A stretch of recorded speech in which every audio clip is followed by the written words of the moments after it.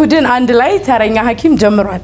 የዛሬው ተረኛ ሐኪማችን የፊት የመንጋጋና የጭንቅላት ቀዶ ሕክምና ስፔሻሊስት ሐኪም ነው ዶክተር አብዱልመናን በድሩ። እንኳን ደህና መጣ። ዝግጁ ናችሁ? በሚገባ የአፍ የመንጋጋ ያልሻል የአፍ የመንጋጋ ነው የህብረተሰብ የጭንቅላት ህብረተሰብ ሰላሽ የጭንቅላት የመንጋጋ የአፍ የመንጋጋ የጭንቅላት ቀዶ ሕክምና ስፔሻሊስት ሐኪም የቱን ትኩረት በእነዚህ ዙሪያ አሉ ያሉትን ነገር ነው እኮ ይሄ ማለት ሄድ ኦፊስ ማለት እኮ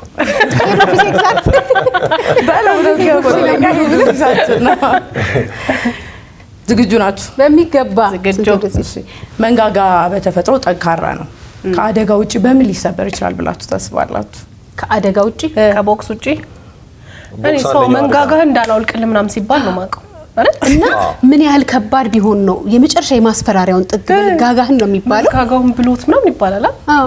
ማንገጭላንም ይባላል። ማንገጭላና መንጋጋ ይለያያል። አንድ መሰል መንጋጋን እንጨርስ። አይ ቲንክ አጠራሩ አይደለም የቤት ስምና የውጪ ስም ማለት ነው። የመታወቂያ ስሙ ነው መንጋጭላ። መንጋጭላ ያይ መንጋጋ የመታወቂያ ስም መንጋጭላ ነው።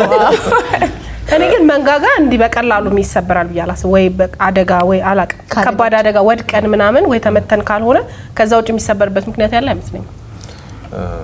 በምን ይመስላል? የአገልግሎት ዘመኑ ሲያውቅ ስናረጅ ይሰበራል ምናምን ሊገጥሙ ይችላል ብዬ አስባለሁ።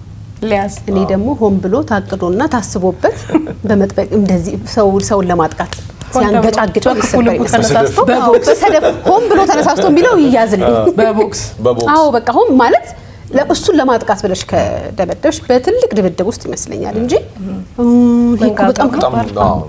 መንጋጋ አላይሽም? አጽም ራሱ ከመጨረሻ እንዲገጥጥ የሚለው እዚህ ጋር ነው። ዶክተር አይ ጥሩ ነው ያብራራሽ። ቦክስ ካላፈረሰው በስተቀር የሚፈርስ ነገር አይደለም። አዎ እንደዛ ነው። ግን ለጥያቄሽ መልሱ በከባድ ድብድብ ይሰበራል። እንደዛ ነው የምታስቡት? ዶክተር ሳይንሱ እንድራሚላ አዎ መንጋጋ መጀመሪያ መንጋጋ የሚለውን ዲፋይን ስናደርግ ወይም ደግሞ ስናብራራው መንጋጋ ሁለት ነው። ሰው ብዙ ጊዜ በተለምዶ መንጋጋ የታችኛው ብቻ ነው የሚያስበውና ከላይም ከታችም መንጋጋ አለ። የላይ መንጋጋና የታች መንጋጋ። በአንጻሩ የታች መንጋጋ ጠንካራ ነው ከላይ መንጋጋችን አንጻር ስናየው ማለት ነውና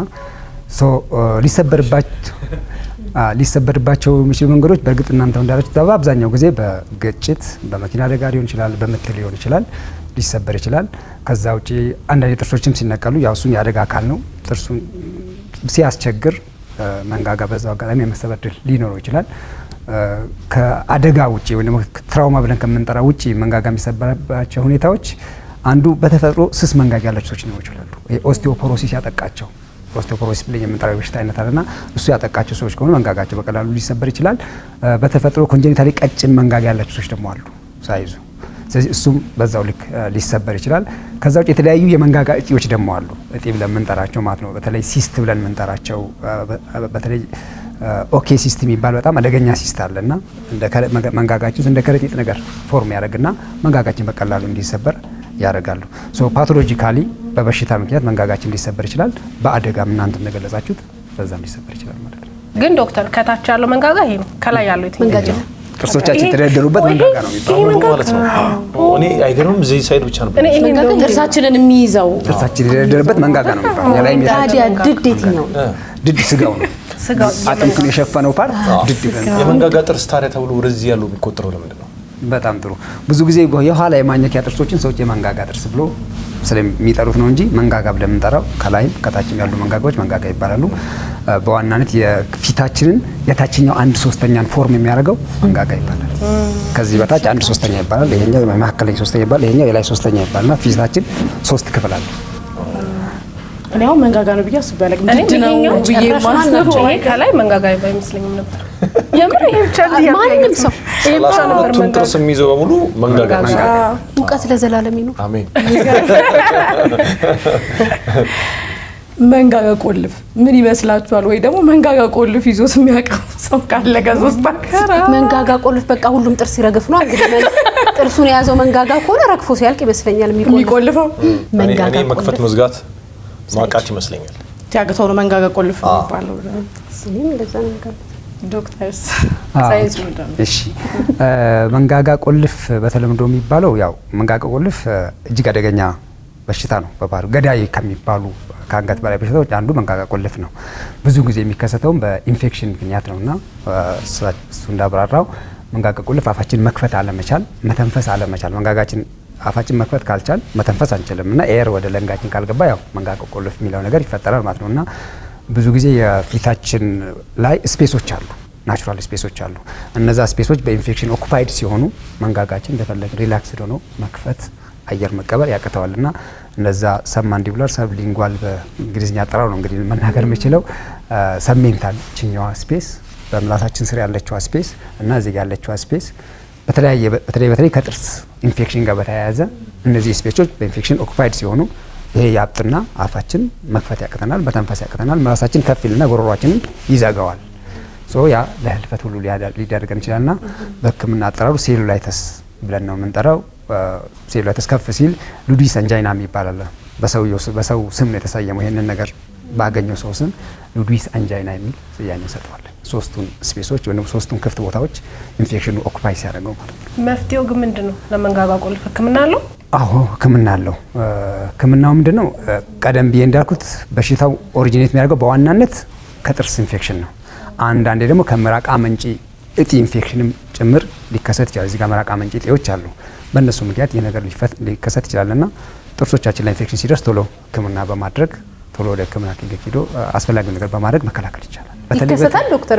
ብዙ ይከሰታል። በተለይ ኢሚኒቲያቸው ኮምፕሮማይዝድ የሆኑ ሰዎች፣ እድሜያቸው ከፍ ያሉ ሰዎች፣ ኤችአይቪ ያለባቸው ሰዎች እና ይሄ ባላንስ ዳይት የማያገኙ ኒውትሪሽናል ዲፊሽንሲ ያላቸው ሰዎች ላይ ማልኒትሪሽድ የሆኑ ሰዎች ላይ በብዛት ይከሰታል። በጣም ይገርማል። አንዳንድ እናንተ እንዳሰባችሁት በቦክስ የሚቆለፍ አይደለም። ዶክተር ያለው ማንኮራፋት ወይም ደግሞ ጥርስ ማፋጨት የጤና እክል ነው ብላችሁ ታስባላችሁ? ከባድ ነው። ማንኮራፋት ሊሆን ይችላል። ማፋጨት ግን ከሌላ ስፒሪቹዋል ነገር እንዳለው ነው የሚነገረው አይደል? አሁን ከመቆለፍ ጋር ተያይዞ ስታወር ለመቆለፍ ዝግጅት እያደረገ ይመስለኛል። አሁን ካብራራልን ነገር መንጋጋ የደረሰበት መንጋጋ ላይ ግን ያለሽ እውቀት ከባድ በጣም በቃ ተይዝ በእናትሽ እንዲቆለፍ ትልኩ መክፈት ወደ ቦታ አስቀምጣ አይመስልም? ደብቀው ነው እያዘጋጀው መሰለኝ። ግን ሁሉም ሰው እንደ ኖርማል ስለሆነ የሚያንኮራፋው ያን ያህል የጤና እክል አይመስለኝም። ማለት ኤቭሪባዲ ሁሉም ሰው ያንኮራፋ ኖርማል ነው ብለሽ ነው ታስቡ። ስንታየው እኔ ችግር እንደሆነ አውቃለሁ። እንደዛም ገምታለሁ። ማለት ከሆነ ምቾት ጋር ከምናምን ጋር እንደውም ከትራስ ጋር ምናምንም እናያይዟል። ይሄ ጥርስ ማፋጨት ግን ህመም አይመስለኝም። ግን እሷ እንዳለችው እስማማለሁ።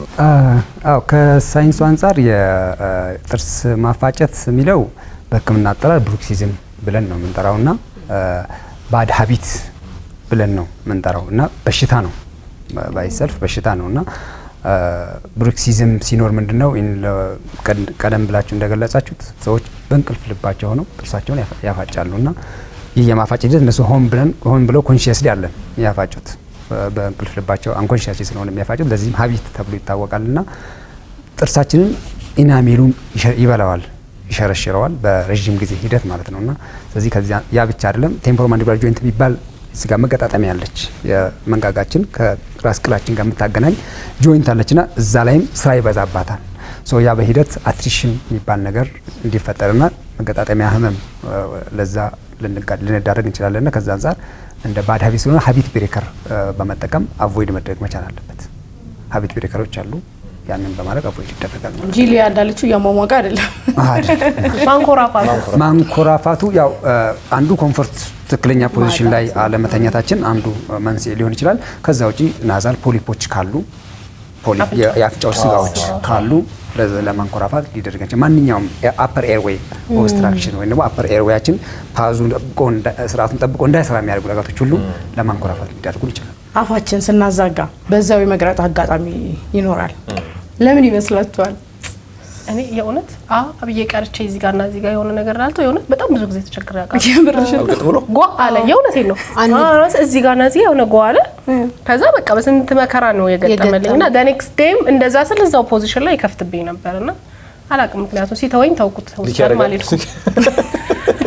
እንዲህ እንገናኝ እኔ ናፍቆት ውጪ ሻይ እንጠጣ ስላት አይ አፌ አልተዘጋም አለች። ሲዘጋ አንዱ ለቀን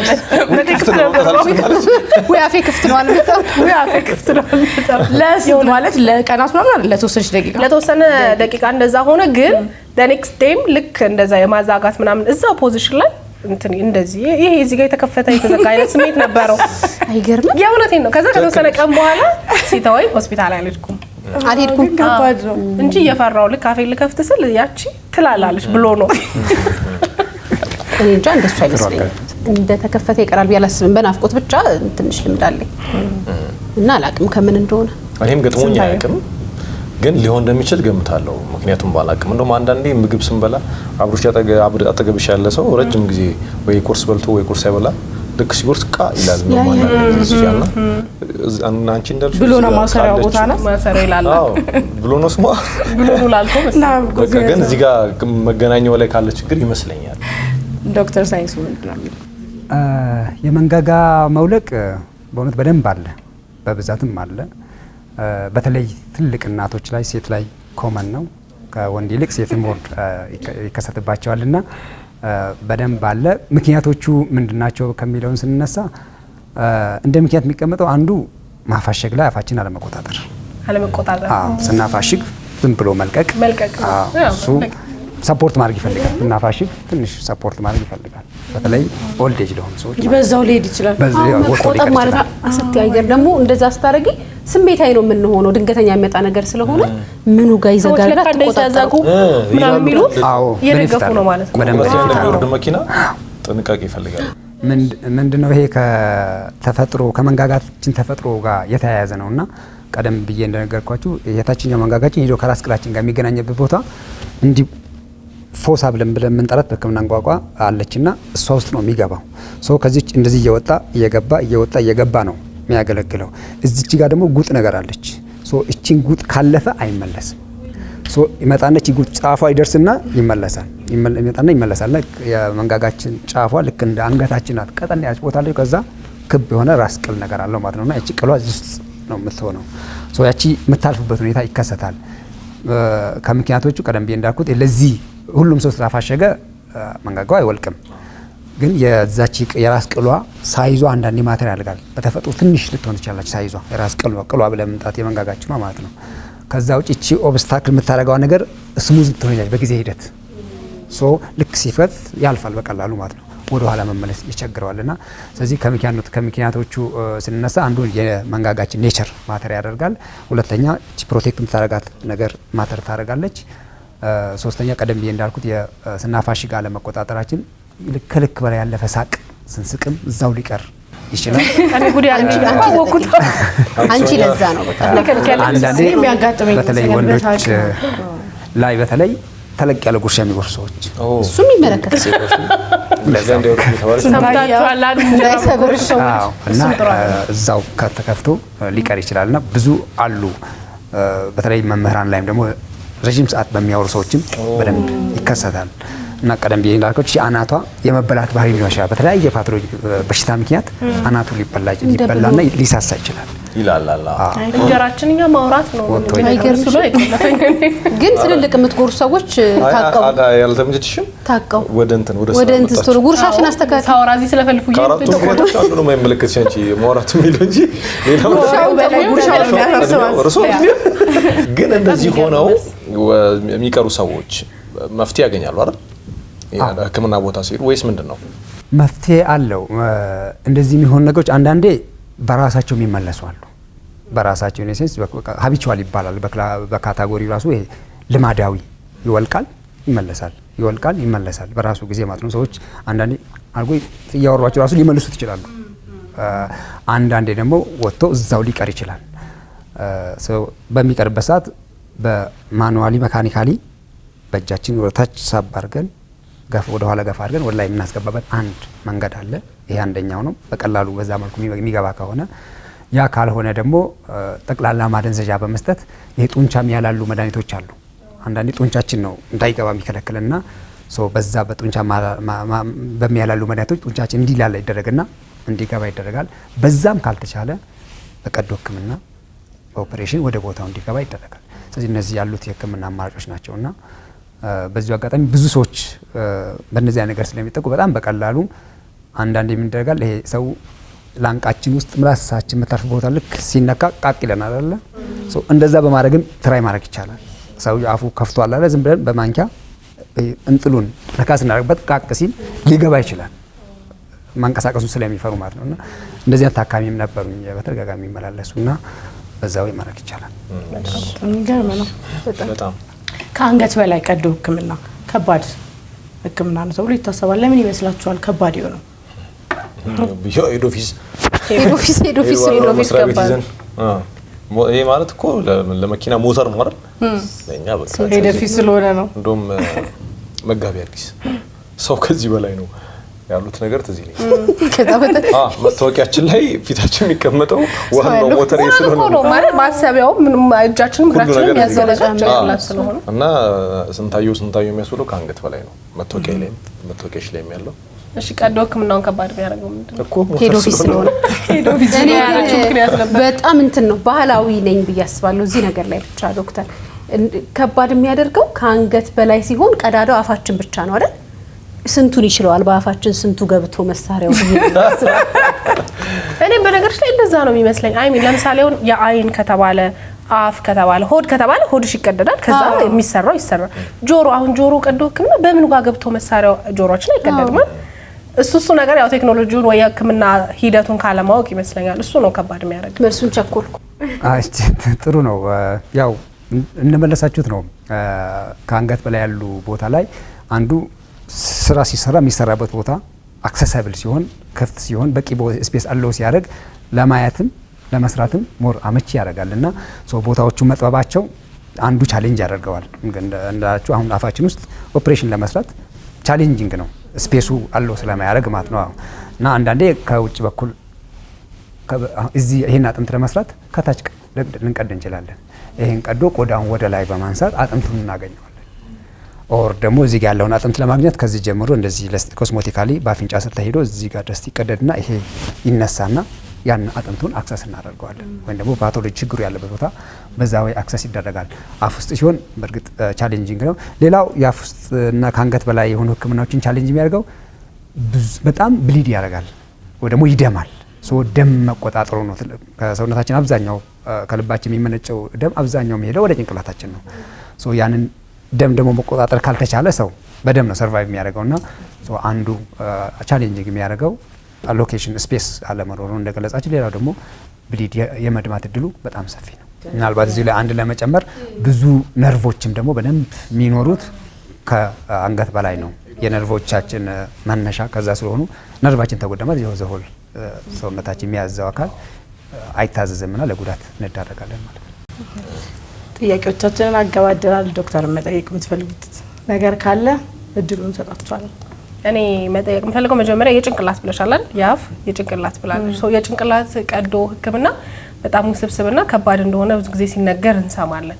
ከዛ ውጭ ደግሞ ጭንቅላት ለመክፈት ኦፕራሲዮን ክፍል ውስጥ የምትጠቀሟቸው መሳሪያዎች ራሱ በጣም ጠንካራ ከመሆኑ ጋር ተያይዞ መጋዝ ኦር ድሪል ምናምን ነገር እንደሆነ እንሰማለን አይተን ባናቅምና የእውነት እንደዛ ነው? ጭንቅላት መክፈት ከባድ ነው? እንደነዚህ አይነት መሳሪያዎች ትጠቀማላችሁ? አዎ ጭንቅላት መክፈት ከባድ ነው። ከባድ የሚያደርገው ነገር ቅድም እንዳለው አንዱ ስፔሱ ነው የሚያስቸግረን። ሁለተኛ በጣም ብዙ ቫይታል እነዚህ ነርቮች አሉ፣ የደም ቱቦዎች ቧንቧዎች አሉ። ያ ብቻ አይደለም። ጭንቅላታችን ብዙ ክፍሎች አሉት። ማሰቢያ ክፍል አለ፣ ብዙ ክፍልፋዮች አሉት እና እነዛ ክፍልፋዮች በተነኩ ቁጥር ስራቸው በትክክል ላይ ሰራ ይችላል። ስለዚህ ከዛ አንፃር ጥንቃቄ ይፈልጋል። ድሪል እንጠቀማለን ለመንጋጋም ለጭንቅላትም ለመክፈት። አዎ ድሪል ለዛ ተብሎ የተዘጋጀ መጋዘንም አለ። ለዛው ተብሎ ግን እንጨቱን ነው አይመስል ለዛ ለህክምና ፐርፐዝ የሆነ ቪዲዮ አይቼ በጣም ገርሞኝ ነው እና እኔ ያው አይምሮ ላይ መጣው ለእንጨት ምናምን የምንጠቀመው መጋዝ ነው ይመስለኝ። ለኔ ግን ጥሩ መልስ ነው። ነስር ምንድን ነው ዶክተር? ከዚህ ከአንገት በላይ ያለ ነገር ይመስለኛል እና ጉዳቱስ ምን ድረስ ነው? ነስር ለአፍንጫችን ደም የሚያቀርቡ የደም ቧንቧዎች አሉ። 3 ክፍል አላቸው። የፊት ለፊት የመሀለኛና የኋለኛ ተብሎ በ3 ይከፈላሉና እነዛ የደም ቧንቧዎች በተለያየ ምክንያት ሊፈነዱ ይችላሉ። ሲፈነዱ ደም ይደማል ማለት ነው። ብዙ ጊዜ የኋለኛው ካልሆነ የፊት ለፊተኛው የደም ቧንቧዎች በተፈጥሯቸው ትንሽ ናቸው። ትልቅ ደም አይደማም በነስር ጊዜና ትንሾች ስለሚሆኑ እንደዚህ ለ10 ለ15 ደቂቃ ግጥም አድርጎ በመያዝ ማቆም ይቻላል። መጀመሪያ መሞከር ያለበት ይሄ ነው። የኋለኛው ከሆነ ግን ሌላ በቀዶ ሕክምና ክፍል የሚሰራ ወይም በጠቅላላ ማደንዘዣ ስር ሆነን የሚሰራ አለ። እንደዚህ አይነት ሕክምናዎች አሉ። እነዚህ ቀላሉን ግን በመያዝ ብቻ ብዙ ጊዜ ሰው እንዲደማ ያደርጋል ወይም ደግሞ ቀና ይላል። እነሱን ሰዎች አይመከርም። ጀስት መካኒካሊ ፕሬዠር ማድረግ ነው።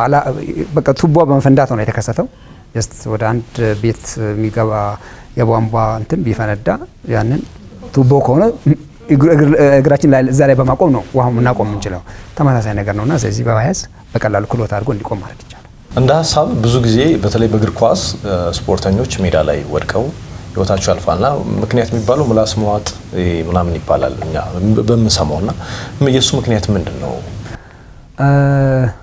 ምላስ መዋጥ በሚለው ሳይሆን በሕክምናው አንዳንዴ በተለይ ከመንጋጋ ጋር በተያያዘ ከመንጋጋ ስብራት ጋር በተያያዘ ምላሳችን እንዲህ ወደፊት ለፊት መጥቶ ቦታውን ይዞ የሚቀመጠው መንጋጋችን በቦታ በመሆኑ ነው። ወይም ደግሞ ከመንጋጋችን ጋር የታሰረ በመሆኑ ነው። የመንጋጋ ስብራት ለምሳሌ በግራም በቀኝ መንጋጋ ስብራት ከገጠመው አንድ ሰው ጡንቻዎች አሉ እዚህ ጋርና ይሄ መንጋጋ ወደ ኋላ ይጎትተዋል።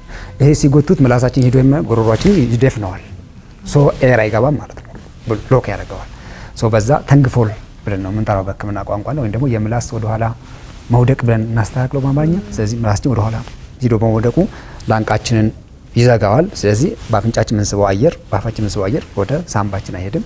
በቀላሉ ለህልፈት ሊዳርገን ይችላል ማለት ነው። ዶክተር አብዱልመናን በድሩ እዚህ ስቱዲያችን ድረስ መጥተህ ሳይንሱ ምን ይላል የሚለው ማብራሪያ ስለሰጠህን እጅግ አድርገን አመሰግናለን። ይህም ስለጋበዛችሁን ከልብ አመሰግናለሁ። ቴንክ ዩ።